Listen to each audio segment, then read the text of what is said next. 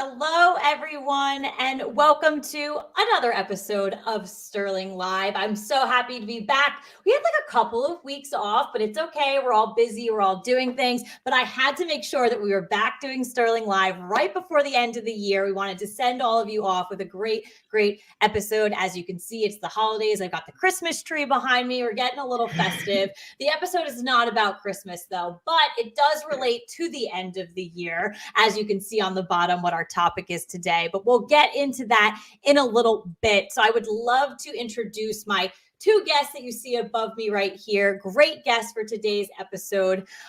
So let's go ahead and get into it. So my guests today are Jenna Gardner, People and Experience Leader. You've obviously seen Jenna on Sterling Live many times. So I'm so happy Jenna is back. And we also have Virginia Rho, People and Culture Leader. Virginia's new to Sterling Live, so very happy that you are here with us, Virginia. And as I said, I pointed to the topic below. Our topic today is year-end reviews, getting it right in a virtual environment. So Jenna and Virginia, I would love for the two of you to introduce yourselves to our audience. So Jenna, obviously no stranger, but can you reintroduce yourself to our audience? I sure can. I'm like a frequent flyer here. Unfortunately, I don't give out miles or prizes. So I apologize for that, but I'm very happy you're back with us. Thanks, Caitlin. So as Caitlin mentioned, I'm a people experience leader. What I call to be the equivalent of like your client's success, right? I'm internally facing. I focus on employees and making sure that their journey through their time at Sterling is really amazing. So awesome. Nice to be here again. Absolutely. And Virginia, can you go ahead and introduce yourself to our audience?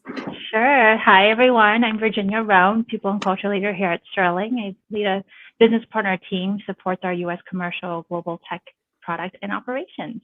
So happy to be with you all today. Awesome. Yes, and I'm so happy that the two of you are with me. I do want to remind our audience real quick, we are currently live on Facebook, LinkedIn, and YouTube. If you have any questions for Jenna or Virginia throughout the show today, please go ahead and plug them in the comment section across all three of these platforms. Let's go ahead and get started into our topic. So I want to start with an overview of year-end reviews. So we've obviously been in a remote and a virtual first environment for a pretty long time now. Jenna, I think the other day you told me the X amount of days, and it's a lot of days we've been virtual and remote. So just with that in mind, what have the two of you learned about the review process in a virtual environment? So Virginia, I'll kick it off to you first. Sure. In all my years of HR, year-end reviews have always been the dreaded topic for all employees, and I've kind of been on a mission to demystify that. Mm-hmm. And honestly, it's the same as when we were in office. Being remote and virtual first, so much more important to now have frequent communications. At Sterling, we do quarterly check-ins at the very least, so that every quarter an employee and manager gets together to talk about their performance, so that when year-end comes around, it's really just a review of everything you've already talked about, plus the Q4 part of it that you didn't get to before. And so learning in this remote environment, definitely having a face-to-face virtually as much as you can to make that connection, but it's a time to celebrate the year and really reflect for both sides. Yeah, I love that you brought up the celebration aspect. And then also too, like in the beginning of your answer of, it could be like, oh no, like a review, but it doesn't have to be bad. I personally like them a lot. So I do like the celebration aspect of it that you brought up, because right now we're celebrating a lot of things as the year closes out. So I think this definitely should be something celebrated as well. So Jenna, what are your thoughts on this? Yeah, I think my original thought was the same as Virginia's. Like if you look at it from like a very superficial lens, right, the process is the same. Employee review, manager review, you have the conversation. Like when you look at it at a deeper, more personal level, I think what I've learned in being remote, especially during the pandemic, is that we have to summon compassion and empathy so much more. When you look at somebody's deliverables, you can't just look at that in isolation. You have to like consider what is happening externally, like the kids in the background, the dogs in the background, or whatever else it may be. And I think you have to consider what are the behaviors, right? Like, what are the behaviors people are exemplifying during these times that should also be recognized? It's not just like, all right, end results, thank you for delivering X or Y. But like, I want to talk to you about like what you showed, your ability, your ability to pivot in a pandemic. So I think like, yes, looks the same, but we're coming at it from a different angle. And I don't think that's going to be changing. Like, we've showed a different side as humans to each other. There's no way we're going back and being like, sorry, don't really care about your life anymore. Like, this is the new norm. So for me, it's really about that compassion and empathy that we have to bring that's really changed the game. Absolutely. And I really liked hearing you say, you know, kind of how individuals have pivot. To look at that, we've all had to pivot over the last 2 years now, probably coming on 2 years at this point. So how were people able to adjust, calling things out like that? Because deliverables are great, doing your job day to day. Yes, we're supposed to be doing that, but a lot of changes have happened. Let's look at the strengths of how we actually adapted, how we actually changed like that. So I thought that was a great point for you to bring up, Jenna. And Jenna, I'm going to stay with you for the next question to start. How can people managers assure that reviews are never a surprise? Here we go. We're having a review. So yeah, I think Virginia hit the nail on the head with that one. We do it well here at Sterling. We have quarterly reviews so that by the time you get to the end of your review, it's not a surprise. You've heard it all before. It truly turns into like the celebration of what you have done. The intent of an end of year review is not to like weed out all the things that you're bad at or weed out the bad performance. It's about looking at your performance holistically, and none of it should be a surprise because you've had conversations over the year, which are so critical, especially like in a remote environment where you're not seeing somebody in the physical space and remembering all the things that they're doing. Like, you have to like write things down and be more intentional about it. So I would say, yeah, just make it frequent. Make the culture in the spirit of continuous improvement, which I think Sterling has done a really good job at. Right. Virginia, do you have anything to add there? No, I mean, frequent feedback, that's key to not being surprised ever. And to Jenna's point, you don't wait until the end of the year to bring something up that happened in February. Right. And that's not helpful for anyone. So it's really just about continuing a conversation you've had all year long.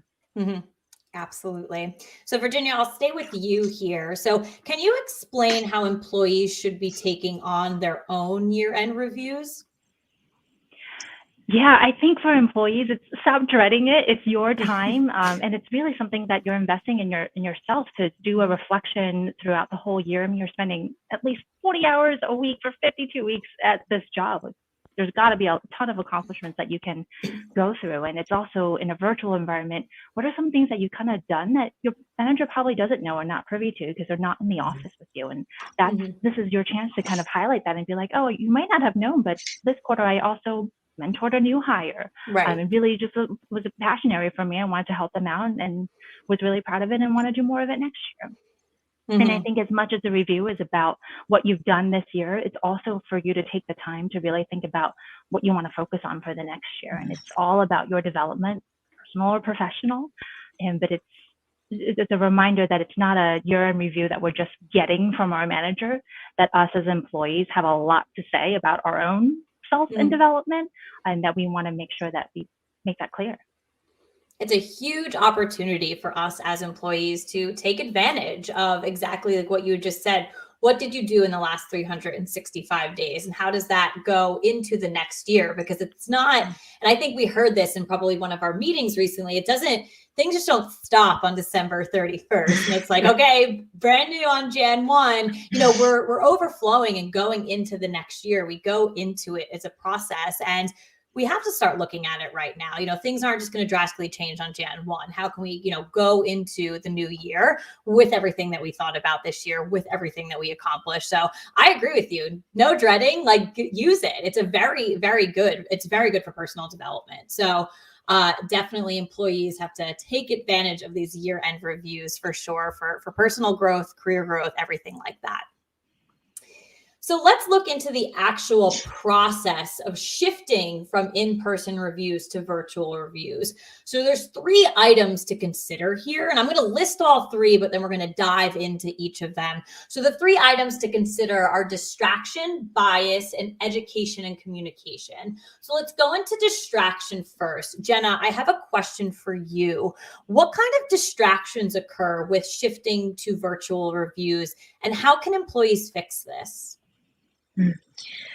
I think I might blend a few of the things that you just addressed, but I think of distractions like in like the actual tactical distractions that happen when you're remote, and that is you have like things like your Teams channel pinging you, you have your Outlook going off, you have your cell phone, you have kids in the back. There's actually like so much more distractions that come along with working in a virtual workspace than when you were in the office and could close the door and have none of those things be a thing.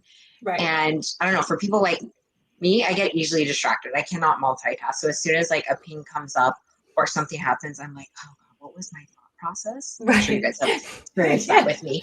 I don't know who's conquered that. So if anyone has conquered that, man, like, I feel like so many people have it. Sterling, I feel like I need to like read up on how to multitask. But all that to say, like, you have to intentionally shut all that down. Do not disturb, turn your phone off, because you want, again, if you're going to truly make this about you, make it about you. Yep. Give yourself the space to have the review. I think the other thing that I think about when we think about distractions is like the biases that you were talking about. Those become even more real when you're virtual. So like the biases that we think through, like the recency bias. Oh, as managers, we can think about the most recent thing the person did because we're not in the office, experiencing things over time together. Or the halo or horn effect, like this employee is amazing at everything, and I'm going to say everything is perfect. Those things become more real if we are not intentionally thinking about performance throughout the entire year. So just being cognizant of like the actual physical distractions and distractions that happen because we're human and we have these biases. But yeah, I would just say be conscious of those things. Absolutely. So let's stay with the biases, bias. Virginia, can you explain what can happen when we lose the ability to observe in person? You lose a lot of unsolicited feedback. You miss seeing an employee prep for a meeting. You miss the moment where you can grab them right after to give them some of the immediate coaching. Yeah. And I think what we might fall into a trap of in a virtual environment is kind of, the only data point I have is maybe some of the quarterly reviews I've done with the employee only, some emails I got from them. But that's not all. So it's really important to not fall into the trap of having recency bias or something that only you would know. That's kind of tunnel vision almost. Yeah.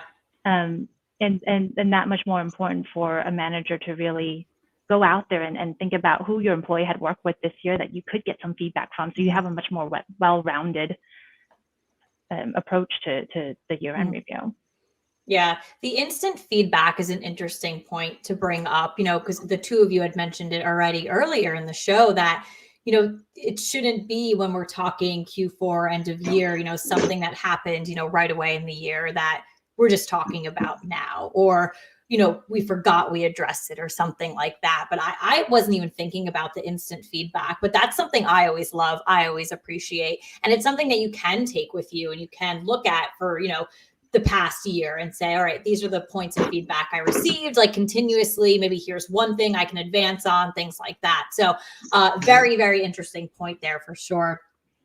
So Virginia, I'm going to stay with you because I want to move now to the third item to consider here with education and communication.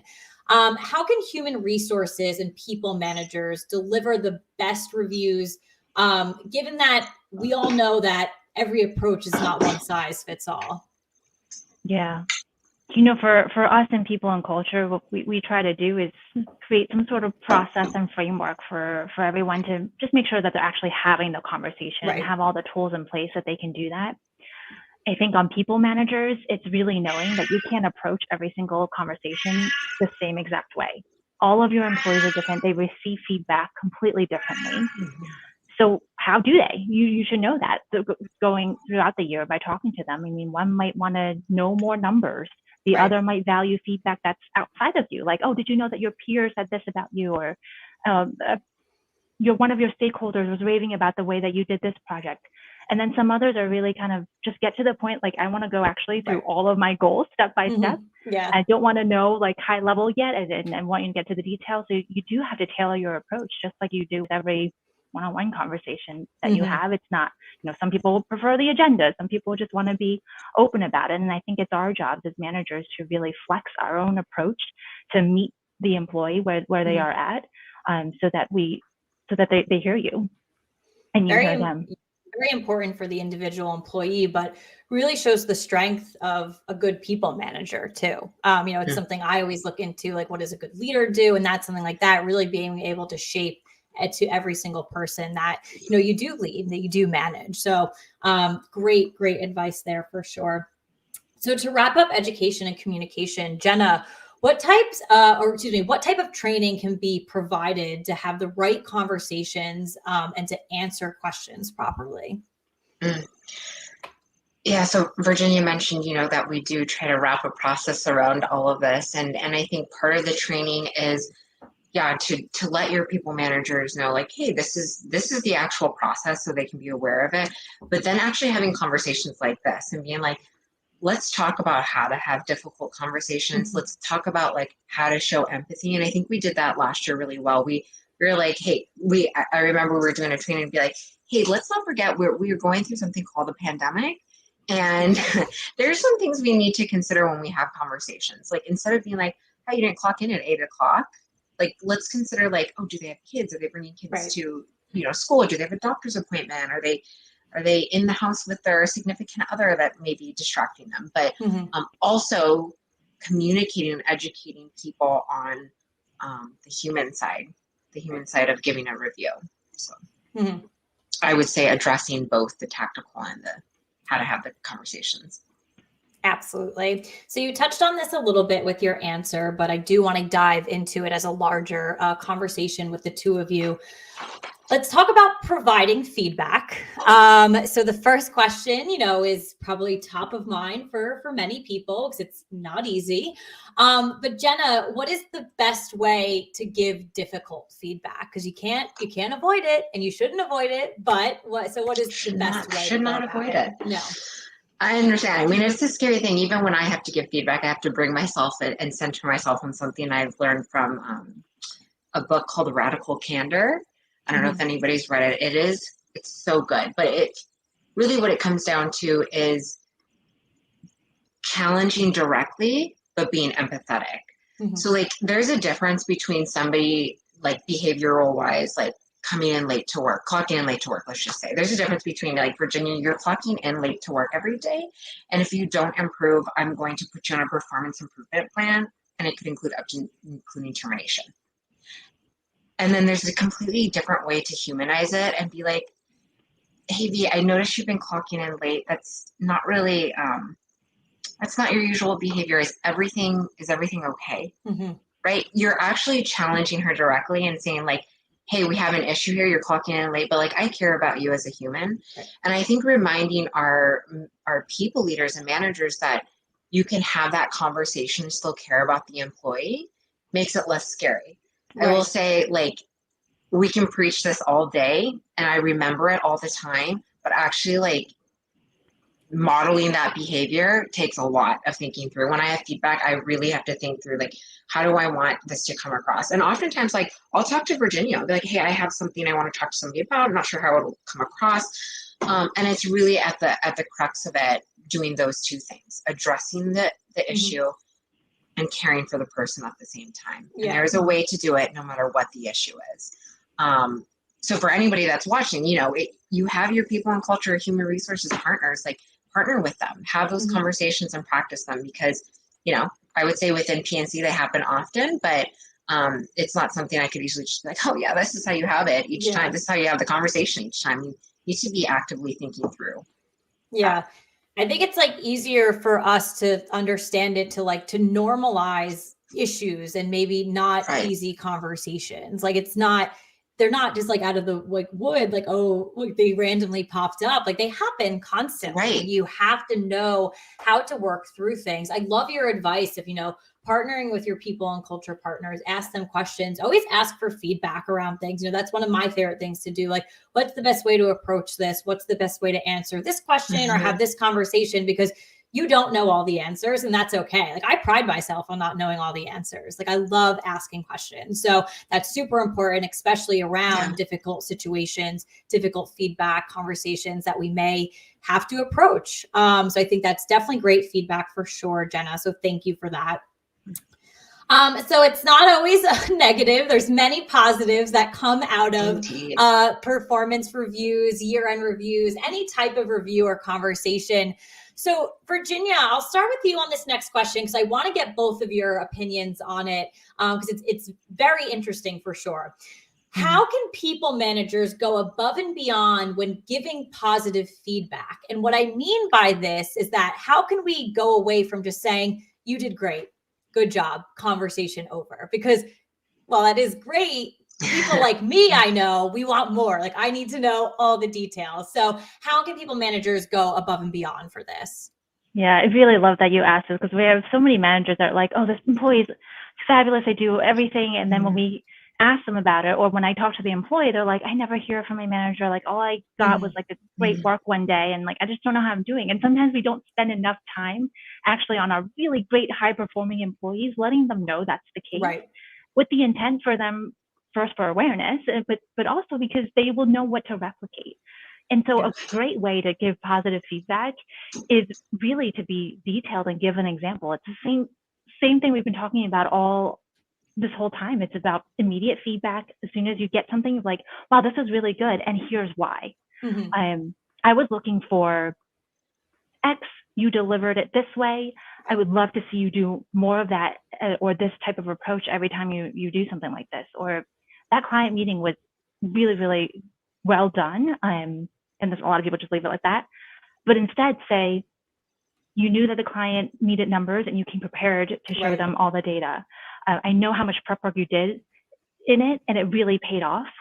This is the approach that we should continue moving forward. And therefore, you're driving out the strengths of what made something good so that somebody knows like, okay, this actually worked for me. I'm going to do that again and again and again and keep on elevating on their strengths.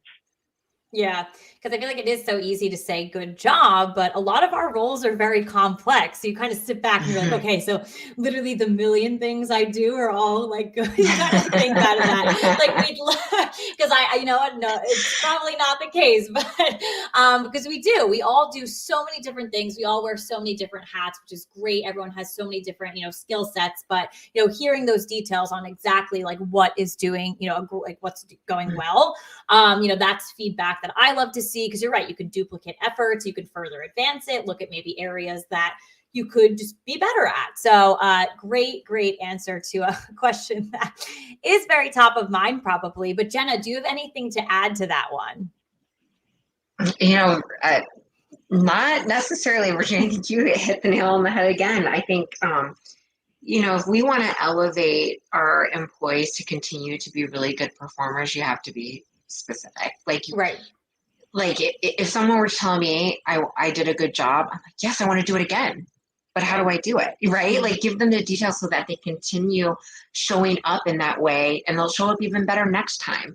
But they can't do that if you're just saying like, hey, you had a really good year. Because you're right, our jobs are so much more complex than one singular, thing that we're doing. So I would just say continue with the details and the specific examples. Absolutely. And it could benefit larger teams, the entire organization as well, because, here's an example of something good. Other people can then see into it, feed into it, and understand like, this is, what we're looking for. So, and that effort just gets duplicated everywhere. Then everyone's doing it. So all the good things. But this is also a very interesting question because it ties in, success, but then also maybe a difficult situation as well. So Virginia, I'm going to ask you this question. How can we discuss successful moments that maybe weren't completed the right way? There's these examples that come to mind, and it's not the case for every single emergency, but there's going to be some work emergencies where it could have been 100% prevented with better planning, with better just bringing people on board earlier. And so sometimes when a team kind of gets together to fix something that was broken or rallies around completing a deadline that probably could have been completed a week ago, right? It's hard for a manager to distinguish, okay, wow, I really want to reward that team that just like came together and did all that, and forget the fact that that actually didn't actually even have to happen. Right. And so I think it's important for us to distinguish. We're celebrating the fact that there's team camaraderie and everybody was on board and kind of rallied around one goal very quickly, which is all great. But it's also important to kind of take a step back and be like, for the next time, let's not be in this situation again while the team was great coming in. But we could have done a lot of things better to prevent this from happening. And without talking about that and calling it out, while it might be a little bit of a damper because if people just kind of work really hard to do this one thing, it's so important to bring up, because or else we wouldn't find ourselves in this emergency situation every single time. And people are going to start to think, oh, that's what's expected of me. Like, I just have to rally around the thing after the fact and I'll be fine. And that's not the case. So it's really all about being more planful. Yeah, we shouldn't. The infamous fire drill, we should not be getting used to those. But it's a very, very interesting point. And I loved your answer to it, Virginia, because you do have to look at it from, yes, of course, you need to be grateful and thankful when things do happen, when, you know, they get completed, they get resolved and everything like that, but not just leaving it as is. You know, you really need to peel back the layers and understand, okay, so this was an issue. How can we actually just move on and not let this happen again, and actually put things in motion to where the success just happens end to end, you know, not perfectly, not everything's perfect, but it just goes smoothly next time. So very interesting kind of situation scenario there, but I think everyone watching all knows that happens a lot. So there are ways to approach it though, and to, you know, make things better for the next time. So we've had a phenomenal conversation so far for the last 25 minutes. I'm going to go ahead and ask our audience again, if you are watching live on Facebook, LinkedIn, and YouTube, if you have any final questions or thoughts for Jenna and Virginia, please go ahead and submit them now in the comment section across all of these platforms. We did get a shout out on LinkedIn just saying that this episode has been awesome. So thank you both, obviously, for that. While we wait for any final questions or thoughts to come in, I want to gather final thoughts from the two of you. So Jenna, I will start with you. Any final thoughts for our audience today? Yeah, I think just a true recap of all of it. If you want to make this truly about growth and development and a celebration, make sure you're having frequent feedback throughout the year.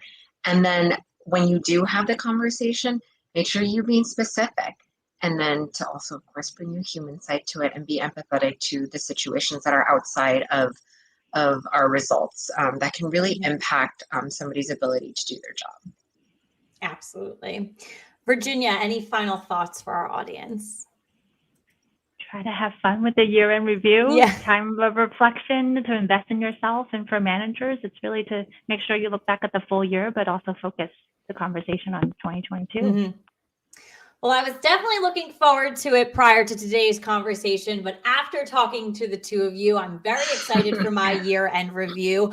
A lot to be thankful for this past year, a lot to reflect on this past year, especially all of us at Sterling. We had a very exciting year. I am looking forward to the next year with this organization as well. With that being said, it looks like we have no final questions or comments on social media coming in right now, but I do want to thank Jenna and Virginia so much for joining us today. I had a blast talking to you, and it was a great conversation, great tips for people in culture, HR professionals, as we, inch towards the year end and year end reviews, and for reviews just in the future, quarterly, daily, anything like that. Just some great advice from the two of you, and I really appreciate it. So with that being said, we will close out today. As always, thank you all for joining us for Sterling Live. This is it for the year, guys. So we will catch you back in 2022. I wish you all a very happy holiday season and a happy new year. Jenna, Virginia, thank you so much for joining me today. Thank you, Caitlin. Thanks, Caitlin. Thanks all. Bye, everyone.